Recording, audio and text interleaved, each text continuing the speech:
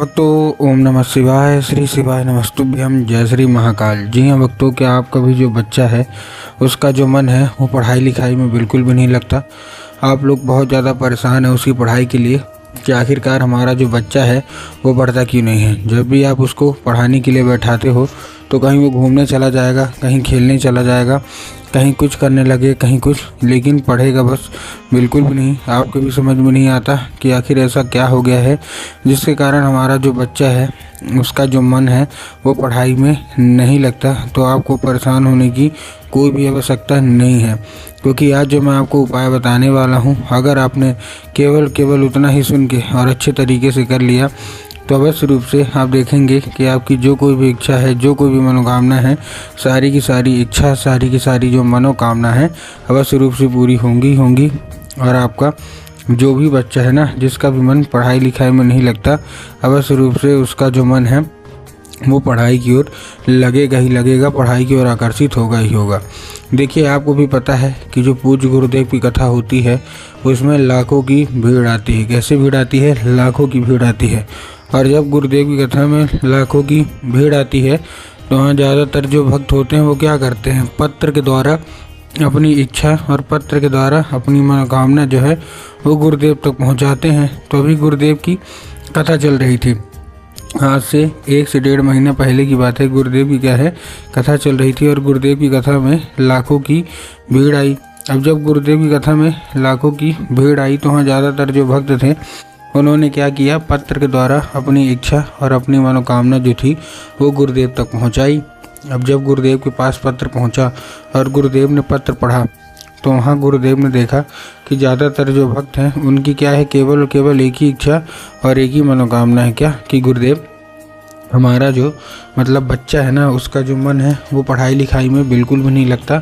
हम लोग बहुत ज़्यादा परेशान हैं, कृपया करके कोई उपाय बता दें ताकि हमारा जो बच्चा है वो अच्छे तरीके से पढ़े, अच्छे तरीके से आगे बढ़े। हमने उसके पीछे क्या कुछ नहीं किया, बहुत अच्छी उसको स्कूल में डाल के रखा है, बहुत अच्छा कोचिंग ट्यूशन दे रहे हैं, हर एक तरह की सुख सुविधा दे रहे हैं, लेकिन फिर भी हमारा जो बच्चा है उसका जो मन इच्छा है ना वो पढ़ाई की ओर बिल्कुल भी नहीं लगता।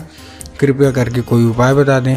अब जब गुरुदेव ने ये देखा तब गुरुदेव ने 2 से 3 उपाय बताए और कहा केवल और केवल ये उपाय कर लेना, तुम्हारा जो भी बच्चा है जिसका भी मन पढ़ाई लिखाई में बिल्कुल भी नहीं लगता ना, अवश्य रूप से उसका जो मन है वो पढ़ाई की ओर आकर्षित होगा ही होगा। अब जब गुरुदेव ने उपाय बताया तो लोगों ने जा जाके इस उपाय को घर में करना शुरू कर दिया। अब जैसे ही लोगों ने जाके इस उपाय को घर में करना शुरू कर दिया, वही लोग गुरुदेव की कथा में मात्र 1 से 1.5 महीने के बाद वापस आए। अब जब वही लोग गुरुदेव की कथा में वापस आए तो उन्होंने क्या किया, फिर से एक बार गुरुदेव को पत्र लिखा।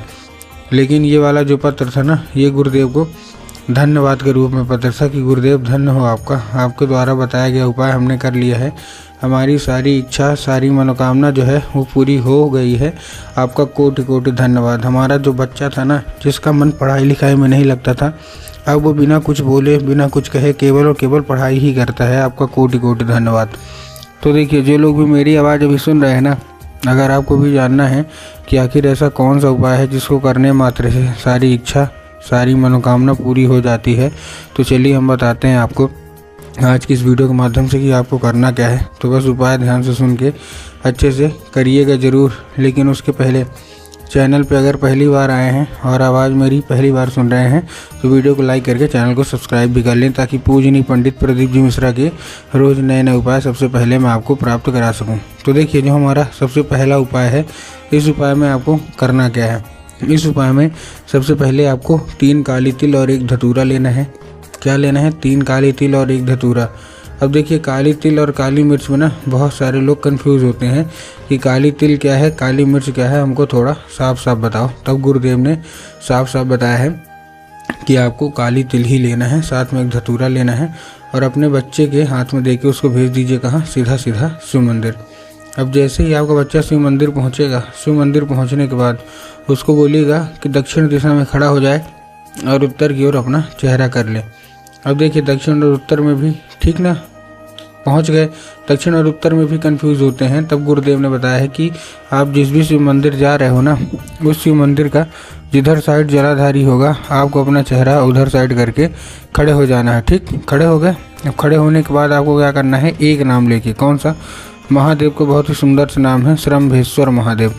तो बस अपने बच्चे को आप बोलिएगा कि श्रम्भेश्वर महादेव का नाम लेके और उन्हीं का स्मरण करके चुपचाप क्या कर देना है, अर्पित कर दें बस। पूज्य गुरुदेव कहते हैं कि अगर आपके बच्चे ने श्रम्भेश्वर महादेव का नाम लेके ये उपाय किया तो अवश्य रूप से आपके बच्चे की मनोकामना पूरी होगी ही होगी। ठीक, ये था पहला उपाय। अब हम चलते हैं अपने दूसरे उपाय की ओर। अब देखिए, जो हमारा दूसरा उपाय है, इस उपाय में आपको करना क्या है। जो हमारा दूसरा उपाय है, इस उपाय में सिंपल सा आपको केवल एक काम करना है। जितनी भी माताएं हैं, आपको माता सरस्वती की फ़ोटो लाना है घर में। देखिए, अगर आपके घर में माता सरस्वती की फ़ोटो या मूर्ति है तब तो अच्छी बात है, लेकिन मान लीजिए अगर आपके घर में माता सरस्वती की फ़ोटो या मूर्ति नहीं है तो आपको क्या करना है, बाज़ार जाना है, माता सरस्वती की फ़ोटो या मूर्ति लाना है और घर में उनको स्थान देना है। ठीक, दे दिया। स्थान देने के बाद आपको एक लाल फूल भी लेना है। ठीक, लाल फूल ले लिए। अब लाल फूल लेने के बाद आपको करना क्या है, जैसे आपने लाल फूल लिया, उसी मतलब शाम के वक्त जब आपके घर में पूजा पाठ होती है ना, तो आपको क्या करना है, वो जो लाल फूल है, ठीक, वो माता सरस्वती को अर्पित करना है और माता सरस्वती से उसको औषधि के रूप में मांग लेना है कि माता कृपया करके हमको इसको औषधि के रूप में प्रदान करिए।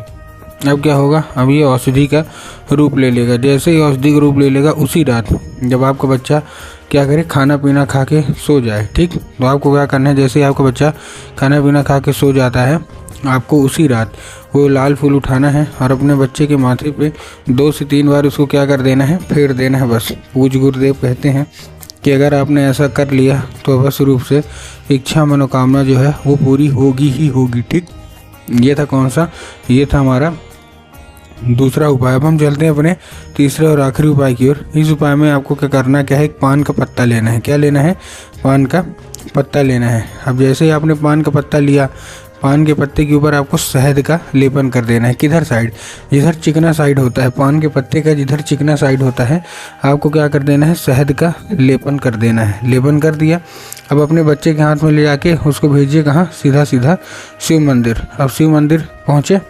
अब शिव मंदिर पहुंचने के बाद आपका जो बच्चा शिव मंदिर पहुंचेगा, आपके दिमाग में आगे जाएंगे और जाके बाबा भोलेनाथ के ऊपर अर्पित करवा देंगे, जो कि गलत है।